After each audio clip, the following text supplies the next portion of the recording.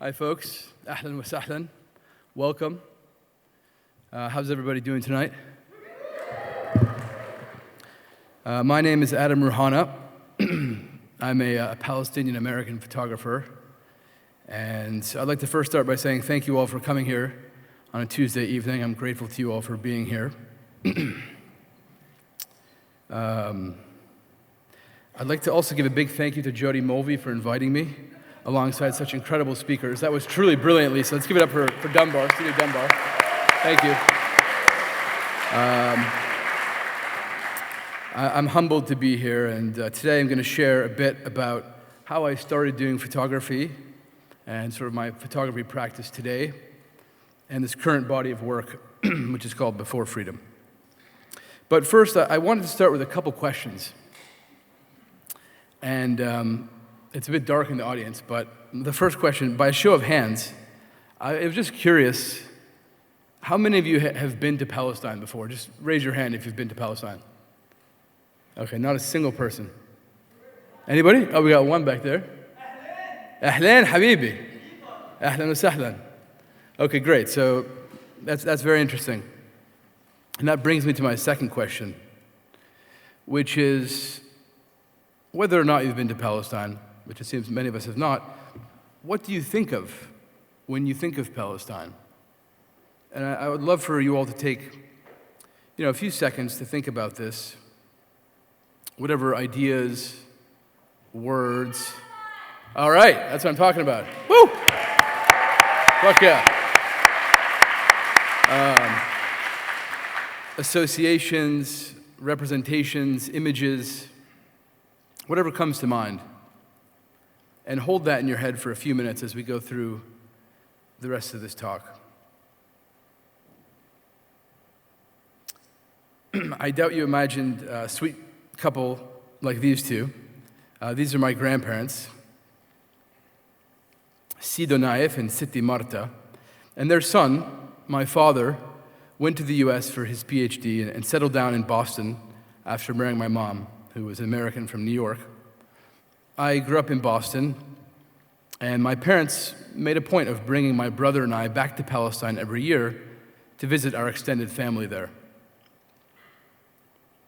The first time I used a camera, I was probably about 12 years old, and my parents had this old sort of Canon PowerShot point and shoot that they didn't know how to use, so they gave it to me to figure out, and I became the family photographer.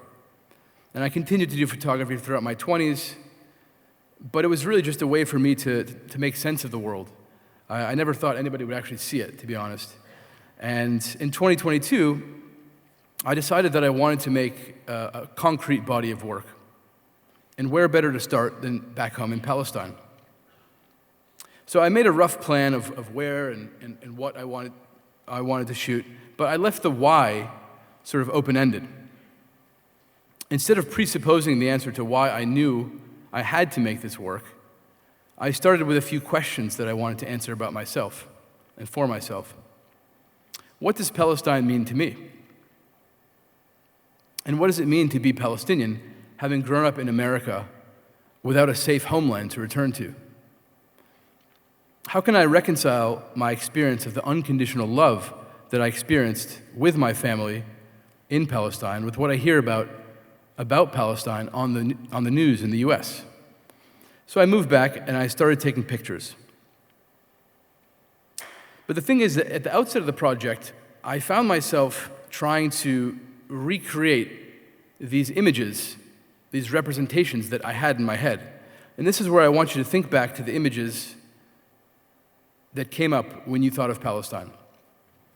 For me, it was sort of masked protesters, a boy throwing a rock towards Israeli soldiers, a burning olive tree, and so on.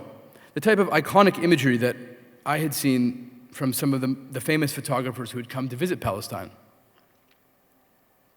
And I was able to make those images.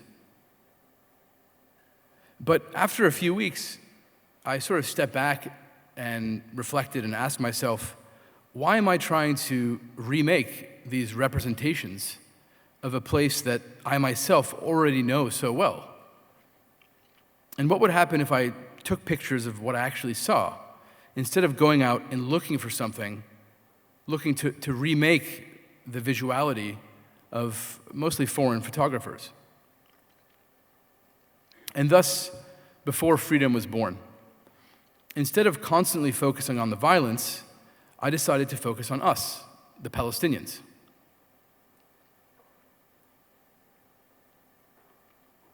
So for the past 3 years, I've been making images of life in Palestine. And today, in the midst of a constant stream of images of Palestinian death, Palestinian life has become somehow unknown.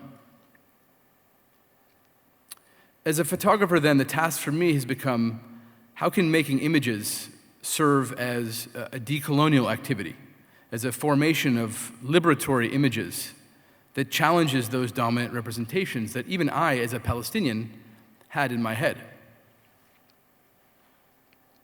Photography, for me, became a sphere of refusing the subordination of knowledge power that maintains this violent misrepresentation and blocks decolonial thinking, pedagogy, and praxis, whether by mistranslation, silencing, or discipline, in the end obscuring the truth of what's actually going on.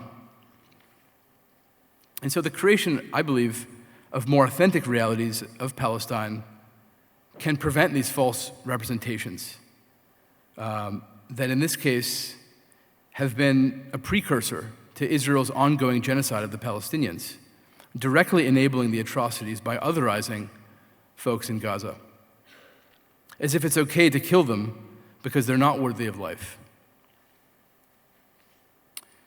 In my practice, I hope to frame the sort of livability of those remaining in their homeland, simply moving, swimming, crying, planting, loving, walking, jumping, being alive and well despite a system designed for and intent on their removal. By naming people and their stories, my practice aims to disrupt the violence of these hegemonic narratives. And I also have a bit of an obsession with plants and trees and greenery, and I guess it's my way of pushing back against the myth that Palestine is a desert, or that Israel somehow made the desert bloom, which couldn't be further from the truth. In reality, Palestine is actually an incredibly green and fertile land, particularly in the north. And when you all come, I hope you'll see that. You're all invited. But seriously, the land is actually giving. And I think often to Jacques Rancière's concept of dissensus, where he says, the problem, first of all, is to create some breathing room, to loosen the bonds that enclose spectacles within a form of visibility and possibility within the machine that makes the quote-unquote state of things seem evident or unquestionable. He goes on, the work of dissensus is always to re-examine the boundaries between what is supposed to be normal and what is supposed to be subversive, between what is supposed to be active and therefore political and what is supposed to be passive or distant and therefore apolitical. My dad describes it vividly when writing about how negating Palestinians from their homeland means harming their relationship with it. Quote, not only as a political concept, but the place itself, the emotional and psychological symbolic value of belonging to the physical country, its hills, its valleys, coasts, deserts, and fields. So, if past representations of Palestine have enabled the attempted erasure of Palestinians from our homeland, my photography is an attempt to write us back home, to photograph us back home. And so that's it for today, folks. Thank you very much. I appreciate it.